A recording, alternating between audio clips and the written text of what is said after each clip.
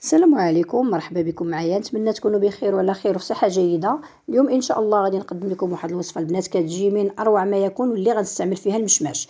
كيف ما كتعرفوا المشماش دابا هذا وقته كنحاولوا كنستغلوه بعده طرق. وهنا غادي نستعملوا فقط واحد الكميه قليله لان الثمن ديالو غالي. فانا هنا تقريبا عندي واحد 200 غرام ديال المشماش، فخديتها رقدتها في الماء درت لها شويه المليحه وخليتها. كذلك خديت واحد الكاس ديال الزبيب البلدي اللي حتى هو رقدته في الماء مع شويه د الملحه باش كينزل هذيك الشوائب ديالو كامله اللي كتكون فيه. من بعد خديت 3 الحبات من الجزر اللي كناخذهم تنقشرهم، وعندي واحد ليمونه وحده او برتقاله. كنتمنى البنات تشجعوني بلي لايك ديالكم والبارطاج ديال الفيديو مع الاصدقاء والاحباب باش تعم الفائده. وبعد ما كنكمل الجزر كنعاود نغسلو، وغادي ناخذ واحد الطنجره كنوضع فيها خيزو،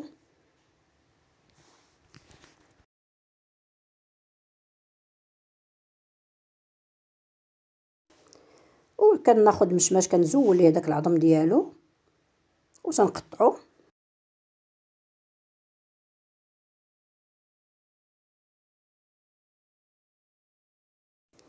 وفي الاخير كنضيف الزبيب بعد ما صفيته من داك الماء وغسلته مزيان.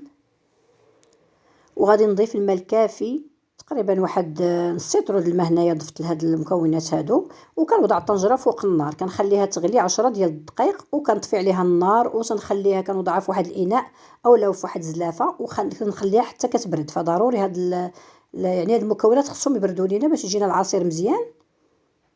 من بعد عندي حبه من البرتقال او الليمون اللي خديتها زولتها القشر ديالها وتنقطعها الى دوائر. علاش كنقطعها البنات الى دوائر؟ باش كنزول منها الا كانوا دوك العظام لان تيخسروا لنا العصير.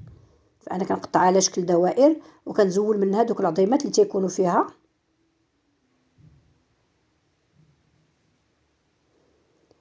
وبعد ما برد ليا الخليط اللي طاب فكنوضعوه في واحد الخلاط كهربائي، كنضيف ليه الليمون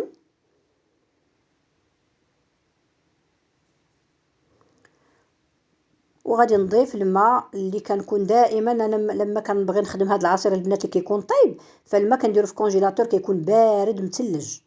وتنطحنوا العصير ديالنا مزيان وتنقدموه بارد بالصحه والراحه. كيجي ولا اروع البنات، كيجي لذيذ وزوين وكيجي مذاق المشماش طاغي، ما كيبان لا خيزو لا حتى شي حاجه، كيبان غير المذاق ديال المشماش. فالمذاق ديالو كيجي طاغي على العصير. وكنتمنى تجربوه بهذه الطريقه ديالي وينال الاعجاب ديالكم، كيجي ولا اروع. بالنسبه للحلاوه البنات، بغيتوا الحلاوه ممكن تعوضوا الزبيب بالسكر، ممكن تكتفيوا بهذه الحلاوه اللي درت انايا مع الزبيب. وهذا هو الفيديو ديالنا، وما بقى لي الا نخليكم مع الصور والى اللقاء.